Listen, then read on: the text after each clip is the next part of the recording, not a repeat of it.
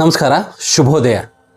So ಇವತ್ತು ನಾವು start ಮಾಡೋದು ಏನಂತಂದ್ರೆ, ಏನು ಶುರು ಮಾಡೋಣ ಅಂತಂದ್ರೆ ಜವಾಬ್ದಾರಿ. ಸೊ ಜವಾಬ್ದಾರಿಗೆ ಒಂದು ವಯಸ್ಸಿನ ಮಿತಿ ಐತಾ? ಸೊ ಐತಿ. ಸೊ ಈಗ ನಾವು ಸಣ್ಣವರಿದ್ದಾಗ ನಾವು ಕಾಲೇಜು ನಮ್ಮದು ಡಿಗ್ರಿ ಮುಗಿದು ನಾವು ನೌಕರಿ ಹೋಗೋವರೆಗೂ ತಂದೆ ತಾಯಿ ಜವಾಬ್ದಾರಿ ಇತ್ತು. ಏನಿತ್ತು? ನಮ್ಮ ಫೀಸ್ ಕಟ್ಟೋದು, ನಮ್ಗೆ ಸರಿಯಾಗಿ ಕಾಲೇಜಿಗೆ ಸೇರಿಸೋದು, ಇದೆಲ್ಲ ಇತ್ತು. ಸೊ ಈಗ ನಮ್ಗೆ 44 ಇದಾವೆ ಈಗ. ಸೊ ಈಗ 40 ನಂತರ ಈಗ ನಮ್ಮ ತಂದೆ ತಾಯಿ, ಈಗ ಎಲ್ಲರ ತಂದೆ ತಾಯಿ ನನ್ನ ಏಜ್ನಾಗ ಇರೋರು, ಅಥವಾ ಈಗ 30 ವರ್ಷ ಯಾರಿಗೆ ಇರುತ್ತಲ್ಲ ಅವ್ರ ತಂದೆ ತಾಯಿ 60-65 ಇರ್ತಾರೆ. ಸೊ ಈಗ ನಮ್ಮ ತಂದೆ ತಾಯಿ 80-85 ಇರ್ತಾರೆ. ಸೊ ಈಗೂ ನಮ್ಮ ಜವಾಬ್ದಾರಿ ಅವ್ರು ನೋಡ್ಕೊಳ್ಳಿ ಅಂತಂದ್ರೆ ನಮ್ಗೆ ತಪ್ಪಾಗುತ್ತೆ.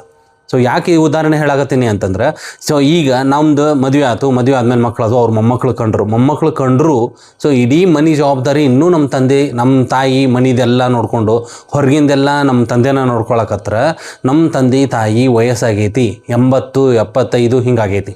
ಆದರೂ ಅವರ ನೋಡಿಕೊಂಡು ನಾವೇ ನೋಡ್ಕೋತೀವಪ್ಪ, ನೀವೇನು ತಲೆ ಕೆಡಿಸ್ಕೋಬೇಡ್ರಿ ಅಂತಂದ್ರೆ ಅವಾಗ ನಾ ಸುಮ್ಮನೆ ಇದ್ಬಿಟ್ರೆ ಅದು ನನ್ನ ತಪ್ಪಾಗುತ್ತೆ. ಯಾಕಂದ್ರೆ ಅವ್ರು ಎಷ್ಟಂತ ಮಾಡೋದು, ಸಾಯೋವರೆಗೂ ಅದನ್ನ ಮಾಡ್ಬೇಕು ಅವರು. ಜವಾಬ್ದಾರಿ ನಮ್ದು.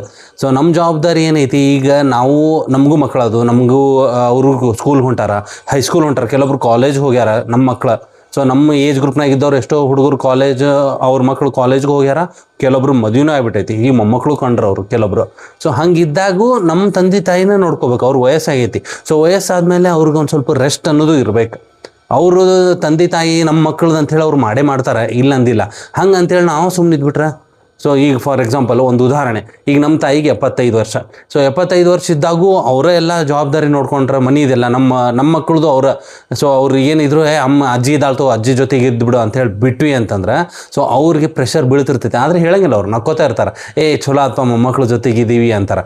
ಅವ್ರಿಗೂ ಪ್ರೆಷರ್ ಬೀಳ್ತಿರ್ತೈತಿ, ಅವ್ರಿಗೂ ಮೊಣಕಾಲು ನೋವು ಆಗ್ತಿರ್ತೈತಿ, ಜಾಯಿಂಟ್ಸ್ ಪೇನ್ ಆಗ್ತಿರ್ತೈತಿ, ಶುಗರ್ ಇರ್ತೈತಿ, ಕೆಲವೊಬ್ಬರಿಗೆ BP ಇರ್ತೈತಿ. ಆದರೂ ಹೇಳಂಗಿಲ್ಲ. ಈಗ ನಮ್ಮ ತಂದೆ ಅಂತ ಇಟ್ಕೋರಿ, ಈಗ ನಿಮ್ಮ ತಂದಿನ ಅಂತ ಇಟ್ಕೋರಿ, ಈಗ 45-46 ವರ್ಷ ನಿಮ್ಗೆ. ಸೊ ನಿಮ್ಮ ತಂದೆ ತಾಯಿ 80-85 ವರ್ಷ ಮಿನಿಮಮ್ ಇದ್ದೇ ಇರ್ತಾರೆ. ಸೊ 85 ವರ್ಷ ಇದ್ದಾಗೂ ಸೊ ನಿಮ್ದು ಹೊರಗಿಂದೆಲ್ಲ ಅಂದ್ರೆ ಫಾರ್ ಎಕ್ಸಾಂಪಲ್ ನಿಮ್ಮ ಮನಿದು ಟ್ಯಾಕ್ಸ್ ಕಟ್ಟೋದು, ಅಥವಾ ನೀವು ಮನೆ ಬಾಡಿಗೆ ಕೊಟ್ಟಿರ್ತೀರಿ, ಆ ಬಾಡಿಗೆದಾರದು ಹೋಗಿ ನೀವು ಮಾತಾಡೋ ಬದಲಿ ಅವ್ರು ಮಾತಾಡಿ, ಸೊ ಎಲ್ಲ ಅವರ ಮಾಡಕ್ಕೆ ಹತ್ಬಿಟ್ರೆ ಸೊ ಅವ್ರ ಮೇಲೆ ಹೊರೆ ಜಾಸ್ತಿ ಬೀಳ್ತೈತಿ, ಪ್ರೆಷರ್ ಜಾಸ್ತಿ ಆಗಿ. ಅದಕ್ಕೆ ಕಾರಣ ನಾವು ಆಗ್ಬಿಡ್ತೀವಿ. ಅವ್ರು ಹೇಳಂಗಿಲ್ಲ. ತಂದೆ ತಾಯಿ ತಾವು ಇರೋವರೆಗೂ, ಜೀವಂತ ಇರೋವರೆಗೂ ಯಾವ ಮಕ್ಳಿಗೂ ತಮ್ಮ ಕಷ್ಟ ಆಗೈತೆ ಅಂತ ಹೇಳಂಗೇ ಇಲ್ಲ.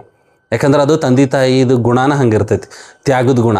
ಸೊ ಅದನ್ನು ನಾವು ಅರ್ಥ ಮಾಡಿಕೊಂಡು ನಮ್ಮ ಜವಾಬ್ದಾರಿ ನಾವು ಯಾವಾಗ ಬೇಕು ಇಮಿಡಿಯೇಟಾಗಿ ನಿಭಾಯಿಸಬೇಕು. 50-60 ಆದಮೇಲೆ ನೋಡೋಣ ಅಂತಂದ್ರೆ ಅವ್ರು ಇರೋದೇ ಇಲ್ಲ ನಮ್ಗೆ. ಸೊ ಅದ್ರ ಸಲುವಾಗಿ ಎಲ್ಲರೂ ಒಳ್ಳೇದಾಗಲಿ, ಶುಭವಾಗಲಿ, ಜವಾಬ್ದಾರಿ ನಿಭಾಯಿಸ್ರಿ.